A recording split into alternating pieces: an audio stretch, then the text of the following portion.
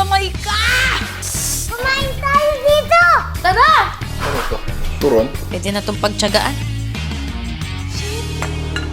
And, tingnan mo naman yung anak ko. Bakit naman nagtatampo? Bakit? Why? Ito na nga, gagawa na nga ng merienda si Mami. Cheesy tuna pie. Can you say cheesy tuna pie? Ang sakit-sakit naman ng iyak mo. Bakit? Gusto mo ng cookies. Kita niya kasi yung cookies dito na matamis. So, ganyan talaga. Struggle is real. Kung gusto mong madisiplina yung anak mo, titiisin mo yung ganyang pag-e-emote dahil kapatikim namin si Kidlat, ayaw lang naming masanay. Kita niya lang kasi yung biglaan. Pagkabukas niya dito, may cookies. Hindi ko alam kung bakit may cookies dito ng chocolate na wala nang kumakain na sino kaya ang nag-grocery. Ayan o. Nanay Mina o. Kunwari walang naririnig o. Na para bang wala ako dyan. Oh. Oh, bakit may chips ahoy na... Oh, namumula na naman siya kasi ano ba yan? Nabisto, ba't kasi binuksan? Hindi, so yun nga. Pwede naman silang bumili ng snacks nila, ng para sa kanila. Isinasabay sa grocery. Huwag lang ipakita kay Kidlat, lalo na yung mga chichirya. Kasi di ba, isinasabay nila, bumibili sila ng mga chichirya nila, mga kids, mga kung ano-ano. Sabi ko, pwede yan, basta wag ipakita para hindi masanay si Kidlat na kumakain ng gano'n. Ito na lang, gagawan kita ng cheesy tuna pie. Like it? Ay, sige, ganito. Ganito ang deal. Ito yung deal natin. Kakain ka muna nitong lulutuin ko na bread. After nun, may cookies. So ngayon, ang gagawin muna natin ay ilalagay natin dito, aalisin natin yung sabaw niya. Well, hindi naman siya masabaw. Pwede na nga isama. Hindi naman siya yung tuna na tuna. Ang ginamit ko, corn tuna. Next, ang gagawin natin, isama ko na siya kasi konti lang naman yung mantika niya. Hindi ko pala nakwento sa inyo. Magluluto ako ng merienda dahil kakauwi ko lang. Galing ako ng strategic planning ng V-Line. Tapos, si Kidlat at ang dada niya kakagaling ng swimming lesson. Timing na gagawa ako ng merienda. Buti may stock kami ng mga ganito. Okay, so ito yung ating corn tuna. Lalagyan natin mayonnaise. Tansya-tansya lang. Hindi ako pag nagluluto ako, kadalasan tinatansya ko lang siya. Hindi ako yung talagang naka-measure. Okay, next, lalagyan natin siya ng pepper. Tapos, lalagyan natin ng onting salt. Tapos, haluin lang natin. Parang ang sarap na to. Parang pwede na to kainin. Add pa ako ng mayo kasi gusto ko mas maraming mayo. Ngayon ko na-realize na dapat talaga inalis ko yung sabaw.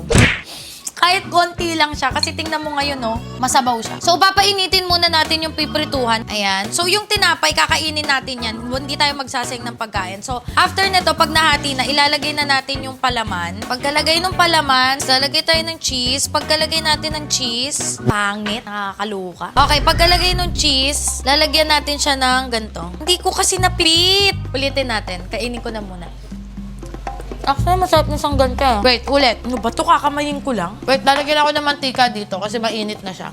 Okay, so ito na nga. Wala akong rolling pin. Baso na lang. Malinis naman to. Ito yung nakalimutan ko kaya hindi siya nag-work kanina. Dapat siguro bumili na ako nung ganun. Okay, after nito, tatanggalin natin yung dulo. Lalagay na tayo nung ating palaman. Tapos, ating cheese. Yun. Diba? Pwede na. Pwede na itong pagtsagaan. Tapos, ilalagay natin sa itlog. Pagkalagay sa itlog, breadcrumbs. So, gagawin lang natin yung mga nangyari ulit.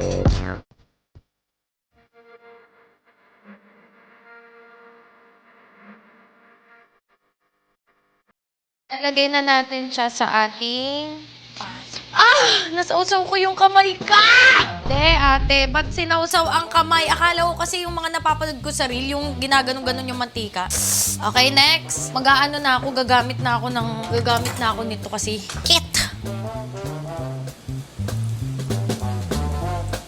So, gawa lang tayo ng iba pa. Shit! May mali akong nagawa. Hindi ko nalagay yung sibuyas. Nakalimutan ko yung sibuyas. Alam mo ba ang nagsabi yung editor ko? Sabi, para saan sibuyas, te? Alam mo, ito kasi biglaan talaga. Talagang di ako magvi-video ngayon. Sabi ko lang, gagawa ako merienda pero gawan na natin ng video. Ngayon, hindi ako prepared. Nakalimutan ko yung mga dapat ko gawin. Kasabog-sabog na ang cooking show na to. Ito nga pag pumunta ba kayo dito sa Cooking Ina, matututo ba kayo? Hindi. Ako ang tuturuan nyo. Mag-comment kayo kung ano yung mga yung iba kasi, di ba, pinapanood ninyo para matuto. Uy, may segment si ganito. Baka meron akong makuhang idea. Sa akin, sakit ng ulo ang inyong nakuha. Kasi, hala, ba't walang ganito? Hala, ba't ganyan? Kaloka! Okay, pinuhin lang natin tong sibuyas. Na-stress ako talaga. Ang hapdi ng kamay ko, nilublub ko sa ano. Okay, lalagay na natin yung sibuyas. Masarap na maraming sibuyas. Hindi ko lang ba't ito pa yung nakalimutan ko. Okay, so i-flip na natin to. Yun. Ay, talaga, B. May mga bagay-bagay ka talagang dapat na learn na lang, wag ka na maggawa kaya. So, ito ang ating cheesy tuna with nails. Tiyan. So, sana wala na akong nakalimutan. Talaga, day. So, pitpitin muna natin. Pagka-pitpit natin, kuha tayo ng... Nakalimutan ko yung kontilyo. Sabi kasi, aalis pa ako guys. Magliligo lang ako. Meron akong dinner meeting after nitong paggawa ko ng merienda. Diretso naman ako sa dinner meeting. Okay, so maglalagay tayo ng tuna, corn tuna. Tapos lalagay tayo ng cheese. Ito yung gusto ko, yung may sibuyas. Pamagkasya. Then, natin ng tinig.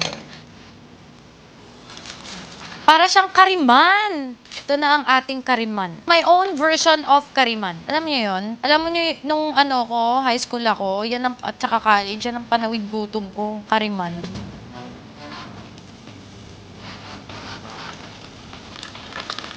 Huwag kang pumutok-putok, hindi ka isda. Huwag kang magpanggap, tinapay ka, kaloka ka. So guys, ito na ang ating cheesy tuna sandwich. Sarap ng puda. Wow, you want to try? Look. You want to try? Bakit yan yung niluto mo? Kasi bread to merienda. Alang maliit, no?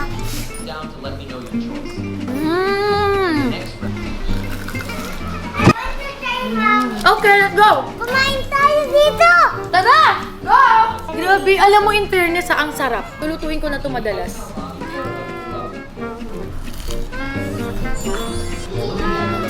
What will you say to mama? I love you. Love you. Hindi na naman nakatingin sa kay mami. Thank you. Love you. Ah! Ang sarap nitong merienda. Gusto mo pa? Bigyan ka sa plato? Bigyan ka sa plato? Yeah. So, ready ko lang yung pagkain ng dalawa kong anak. So, ito na ang pagkain ng dalawa kong anak. Dad, here's your food. What will you say to mama? Thank you. Food for that one. Para sa isa kong anak. Here's again. Ito.